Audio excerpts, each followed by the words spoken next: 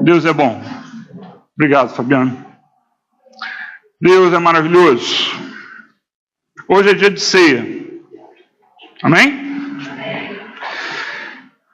E aí, nós vamos falar, no final você vai ver que tem algo a ver, mas eu vou começar falando sobre, eu não sei se você está acompanhando, né, o noticiário que está acontecendo, mas foi feito de uma forma lá pela Polícia Federal, uma distribuição, né? Como eles iam abordar as pessoas, que era um grupo tão grande que eles precisavam organizar essa coisa, né? Então essa Operação Lava Jato, eles estão pegando partes a parte. E aí eu vi uma notícia, né, há pouco tempo, que já está havendo problema, porque uma das primeiras que foi pego foi o executivo, né? O executivo, aí depois foram para as empreiteiras, etc. Bom, e né, teve a parte também da divulgação, das empresas, né, de divulgação e tal. E o que está se ventilando agora é que eles estão indo para os políticos. Agora vão ser os políticos que estão envolvidos. E, segundo consta, né, eu não vou citar nomes aqui, vocês sabem os nomes, o presidente da Câmara e o presidente do Senado estão envolvidos. E eles já estão tendo problemas, né? Quer dizer, eles estão brigando entre o executivo, que manda coisas para lá, né, principalmente para a Câmara, e aí o presidente da Câmara não põe em votação, e etc., para negociar, e etc. e tal. Porque o procurador da Justiça procurador-geral, né, tem alguma coisa a ver com o executivo, então, por isso, ele que está também pedindo para investigar, então está tendo esse problema lá. E aí, eles em oposição, faz o quê? Muita coisa para. O Brasil para, né? Eles brigando, muitas coisas não correm como deveriam, aí o Brasil para, né? E tem gente que fica apavorada com esse tipo de notícia, né? E percebe, né? Você vai perceber, se você for olhar, todo mundo está envolvido nesse troço, é uma coisa de doido, né? Muito dinheiro, muita gente envolvida, né? E aí, alguns tendem a ficar com medo, né? Medo do que vai acontecer, medo do que, né? O que vai acontecer daqui para diante. E aí, eu queria que nós começássemos, né, com uma leitura. Abra comigo Provérbios, capítulo 23, que né, eu escolhi um texto para falar sobre o futuro, né? Provérbios 23, 17 e 18. Provérbios 23, versículos 17 e 18, né? Aí diz assim, Provérbios 23, 17 e 18. Não inveje os pecadores em seu coração. Melhor será que tema sempre o Senhor. Se agir assim, certamente haverá bom futuro para você. E a sua esperança não falhará. Eu quero repetir esse 18 para ficar, né, bem nítido. Se você agir assim, se você tiver, né, o Senhor sempre, temendo ao Senhor sempre, né, se você agir dessa forma, certamente haverá bom futuro para você. E a sua esperança não falhará. Vamos orar. Feche seus olhos comigo, Senhor.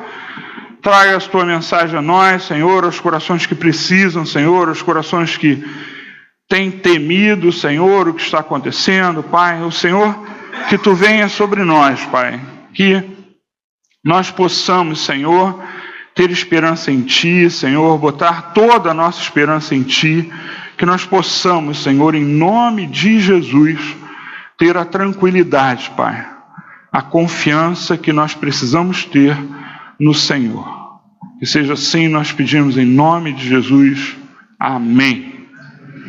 Quando não é isso, antes houve um outro motivo, né? Hoje, não sei se você sabe, as coisas elas são assim, divulgadas quando parecem boas, né? Boas, na verdade era um trágico falava-se do aquecimento global e o que iria acontecer e etc. Aí foi aquele boom, né? Hoje você não está ouvindo falar mais nisso, né? Você não sabe, mas descobriram que era proposital esse negócio.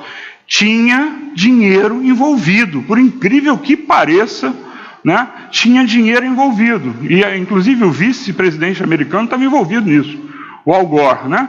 Então, sabe, é terrível, terrível. E quando descobriram essas coisas todas, né, os gráficos foram deturpados para que todo mundo pensasse, né? E aí descobriram, né, que os cientistas fizeram isso, inclusive cientistas fizeram isso, então agora não se fala mais.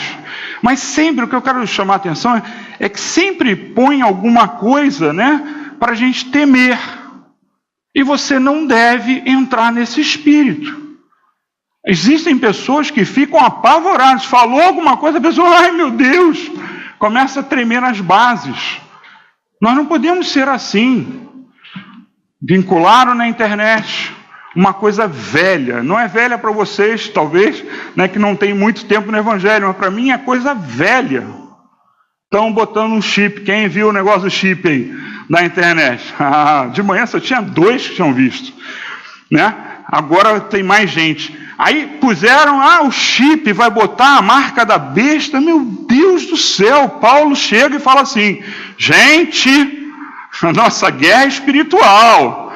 E as pessoas estão com medo de botar o chip.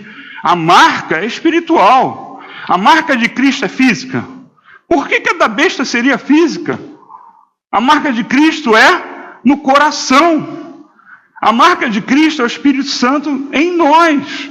Por que a marca da besta ia ser física? E aí, Satanás, ele é terrível, né? Porque ele se aproveita dessas coisas. Porque nos anos 80, a maioria que não era nascido, né? Nos anos 80, chegaram a dizer, né, que iam botar, e na época não era chip, que não existia chip, né?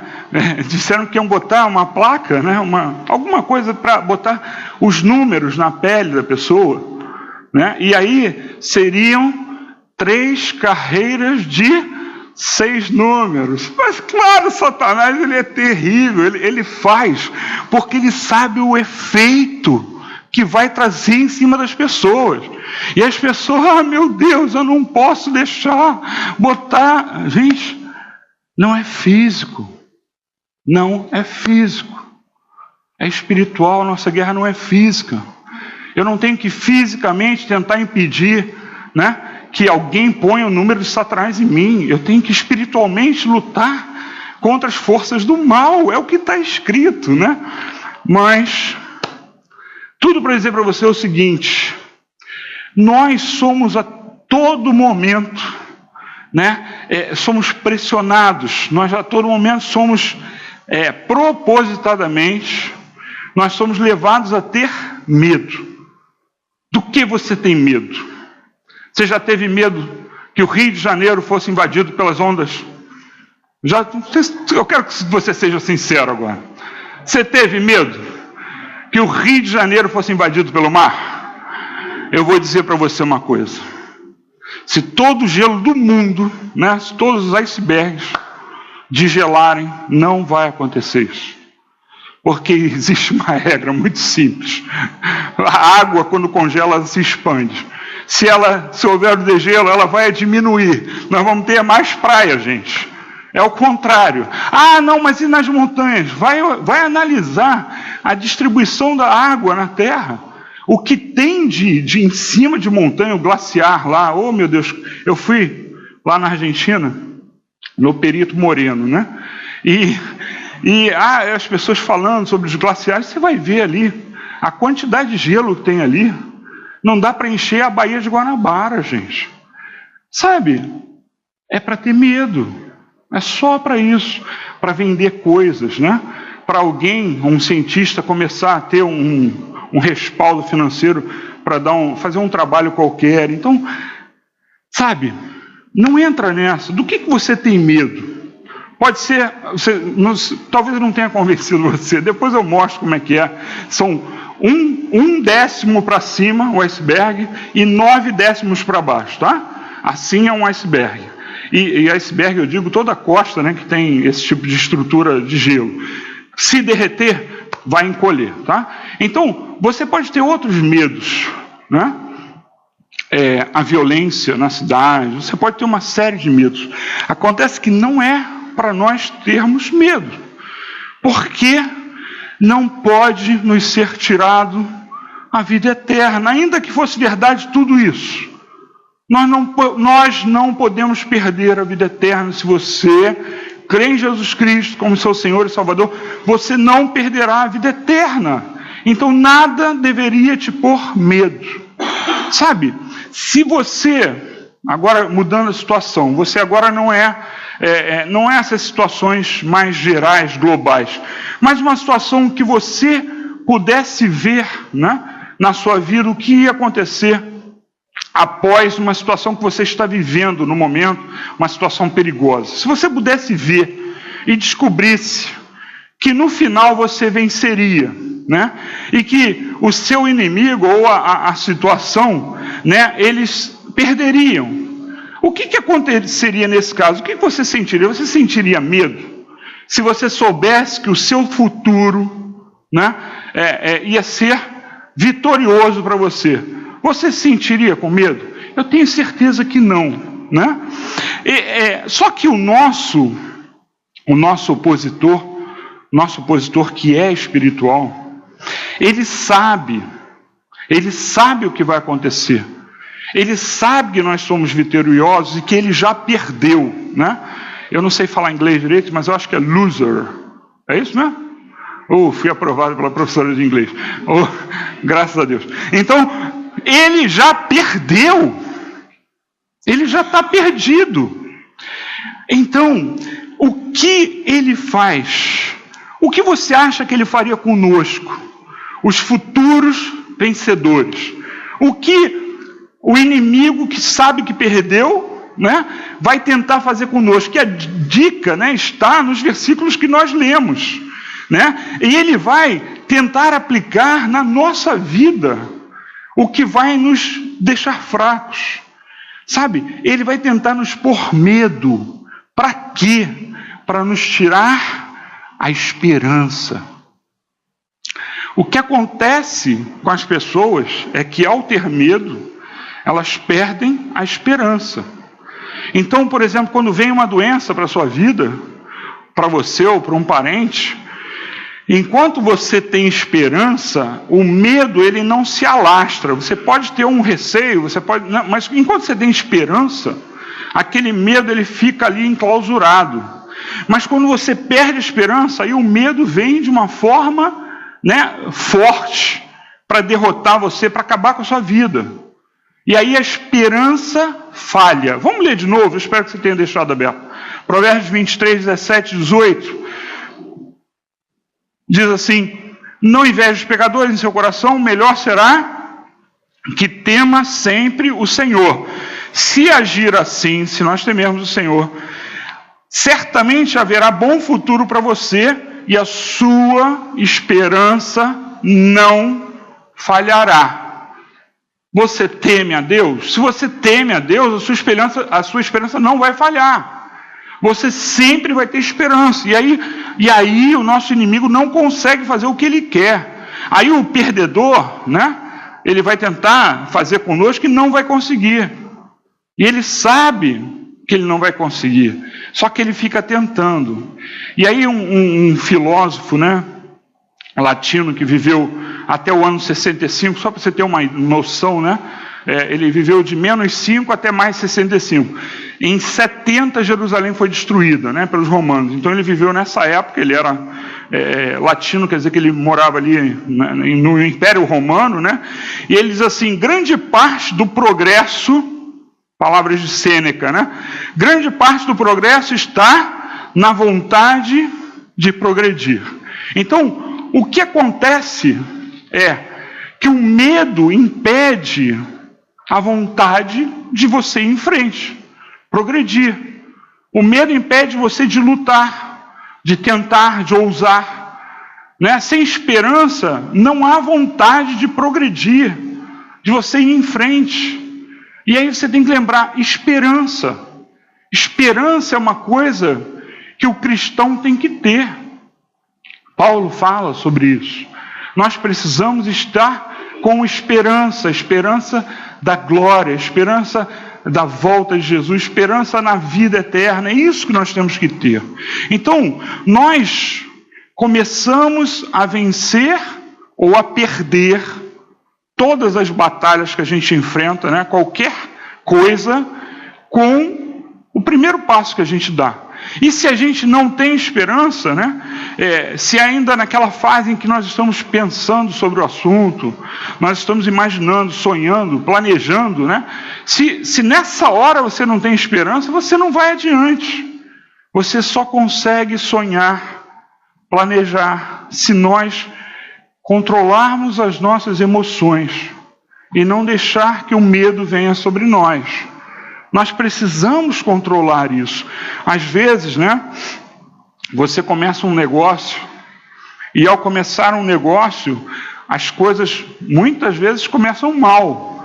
Isso, né, a gente tem muitas pessoas que dão, né, eles não chamam de testemunha, mas relatam, né, na televisão, etc., a dificuldade inicial e depois como a pessoa venceu. Essas pessoas não saem, não dão mais passos, elas perdem a esperança. Então, sabe, na vida espiritual, na sua vida secular, nós não podemos perder a esperança. Nós não podemos perder a esperança de que os nossos parentes vão se converter. Nós não podemos perder a esperança de que as coisas irão mudar. Nós sabemos que as coisas que estão à nossa volta são ruins, né? Existem muitas coisas ruins acontecendo, mas nós temos um Deus, a nossa esperança está nesse Deus. Tema ao Senhor. Melhor será que tema sempre o Senhor. Tema o Senhor, não as situações. Tema o Senhor e não o que lhe dizem, né? Tema o Senhor e não os boatos, porque o Senhor é aquele que você deve ter esperança nele, né? Então, se você fica desesperado, você não dá o primeiro passo sequer, né? E nós somos, né, seres emotivos, emocionais, e não há nada errado nisso, não há nada errado até que nós não consigamos controlar essas emoções, que as emoções nos traiam. Então, nós temos que combater, né, a parte emocional que nos põe para baixo, sabe? Porque se nós não agirmos assim, se nós não controlarmos aquilo que nós ouvimos, aí vem sobre nós como uma emoção, se nós não controlarmos isso, você vai perder a sua autocrítica, você vai perder o seu poder de criticar, não auto só, mas de criticar e entender o que está acontecendo, o seu poder de análise. Tudo vai ficar ruim, sabe? E essas coisas, elas vão desaparecer. A nossa visão vai ficar turva. Você não vai conseguir enxergar o próprio Deus agindo. Deus muitas vezes age no meio do turbilhão, né? Deus age, e aí a gente vê testemunhos, né, de países que tiveram tsunamis, etc., e Deus agiu. E se você tiver com a visão estiver só com medo, você não consegue enxergar que Deus te livrou. Você não consegue enxergar que até hoje Deus tem cuidado de você.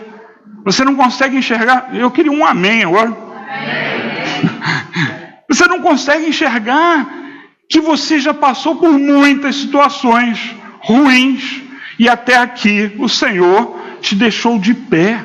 Então, você precisa entender que as nossas emoções, elas são afetadas, né, pelo nosso medo, por aquilo que nós ouvimos. E isso é muito ruim, porque isso vai turvar, né, vai fazer com que a gente não enxergue as coisas como deveria. E aí a gente não vai enxergar Deus, só vai ver as coisas ruins, só vai enxergar o que é ruim, só vai enxergar a derrota, né? E aí você não vai compreender quando Deus, por exemplo, permitir que você tenha uma derrota para que você seja ensinado, para que você mude a sua maneira, né, de agir. Então Deus permite isso também, mas se você estiver, né, com as emoções abaladas, você não vai enxergar isso. Você vai entrar em autocomiseração, você vai entrar em depressão, você vai deixar de viver, porque você não vai perder a esperança. Sabe, nós precisamos enxergar à frente. Para enxergar à frente, você não pode deixar que as emoções abaladas pelas coisas, né, venham turvar a sua visão. Amém? Amém. E esse é o nosso dia a dia. Essa é a nossa luta. Porque o tempo todo Satanás sabe que ele já é derrotado, sabe que você já é vencedor, e aí ele fica perturbando, dia após dia. Nós temos um inimigo que ele é insistente, né? Ele já está derrotado. Nós vamos ler um texto que mostra isso claramente, mas ele insiste para que você desista, né? Abra comigo em 1 João capítulo 2. Primeira carta de João, está lá no final, está perto do Apocalipse. 1 João, capítulo 2. Nós vamos ler os versículos 12 a 14. Aqui fala de quem é o vencedor e quem é o derrotado, né? 1 João 2, 12, diz assim: Filhinhos, eu lhes escrevo porque os seus pecados foram perdoados, graças ao nome de Jesus. Versículo 13. Pais, eu lhes escrevo porque vocês conhecem aquele que é desde o princípio. Jovens, eu lhes escrevo porque venceram o maligno. Filhinhos, eu lhes escrevi porque vocês conhecem o Pai. Pais, eu lhes escrevi porque vocês conhecem aquele que é desde o princípio.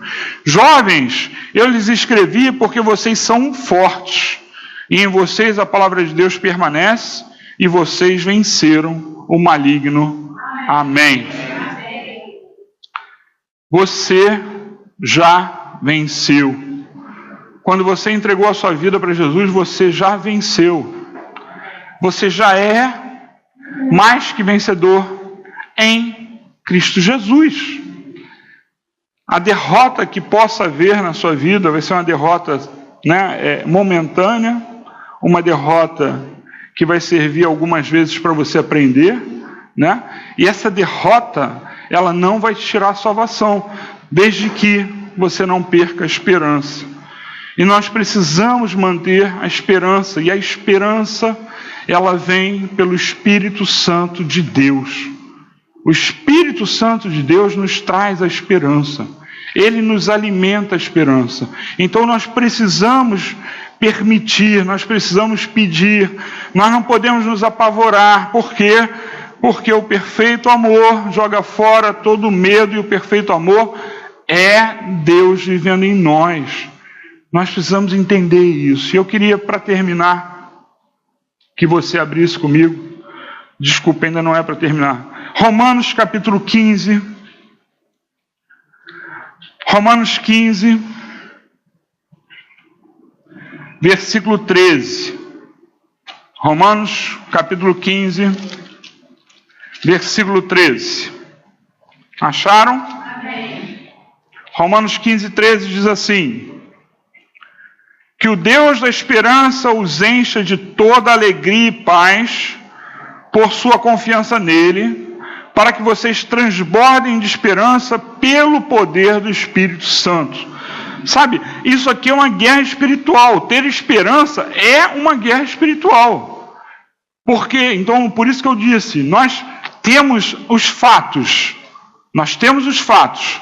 Jesus, ele venceu por nós. Nós somos vencedores e o diabo é derrotado. Foi derrotado na cruz, está escrito na palavra. E o que ele tenta é no meio do caminho, no meio entre nós recebermos a vitória e nós efetivarmos a vitória, ou na nossa morte, ou na volta de Jesus. Ele tenta tirar a nossa esperança. Esta é a briga. tirar a nossa esperança. E a nossa esperança é alimentada pelo Espírito Santo. Vou ler de novo, que o Deus da esperança, olha, o Deus da esperança, olha como é importante isso para nós, os encha de toda alegria e paz, por sua confiança nele. Então você vai ter alegria e paz se confiar nele, para que vocês transbordem de esperança pelo poder do Espírito Santo. Amém. Se você está passando, por momentos de crise, se você está passando por momentos de insegurança, peça hoje, nós vamos orar depois, peça hoje para Deus fomentar através do Espírito Santo e dentro de você a esperança. Sabe, nós somos emotivos, como eu tinha dito, Às vezes nós nos deixamos envolver pelos sentimentos ruins. E aí nós precisamos nos agarrar à vitória que virá para nós. Ninguém, se sabe o que vai acontecer. Foi por isso que eu comecei falando isso no início. Nós sabemos o que vai acontecer. Nós somos vitoriosos. Nós precisamos nos manter com Deus. Mas nós somos vitoriosos. Nós temos a principal vitória, que é sobre a morte. Se nós sabemos disso, nada pode nos abalar. As emoções não devem fazer isso. Elas podem momentaneamente nos deixar mal, mas aí elas têm que ser expulsas da nossa vida. Porque a nossa esperança é a nossa salvação em Jesus Cristo. E para terminar agora sim, 1 Coríntios 15, nós vamos ler de 55 a 58. 1 Coríntios 15, versículo 55. Acharam? Até tem uma música, que a gente cantava antigamente assim, Onde está a morte, a sua vitória? Onde está a morte, o seu aguilhão? O aguilhão da morte é o pecado, e a força do pecado é a lei. 57. Mas graças a Deus que nos dá a vitória por meio de nosso Senhor Jesus Cristo. 58. Portanto, meus amados irmãos, mantenham-se firmes e que nada os abale. Sejam sempre dedicados à obra do Senhor, pois vocês sabem que no Senhor o trabalho de vocês não será inútil. Amém. Todo o nosso esforço na terra, todo o nosso esforço para nos mantermos no reino, todo o nosso esforço contra os nossos próprios desejos vão ser recompensados. Que você entenda isso, que você viva isso. Amém? Eu vou pedir para todos ficarem de pé, que nós vamos orar para finalizar. E depois a gente vai ter a ceia, mas para finalizar agora a mensagem, eu vou pedir para você, feche seus olhos.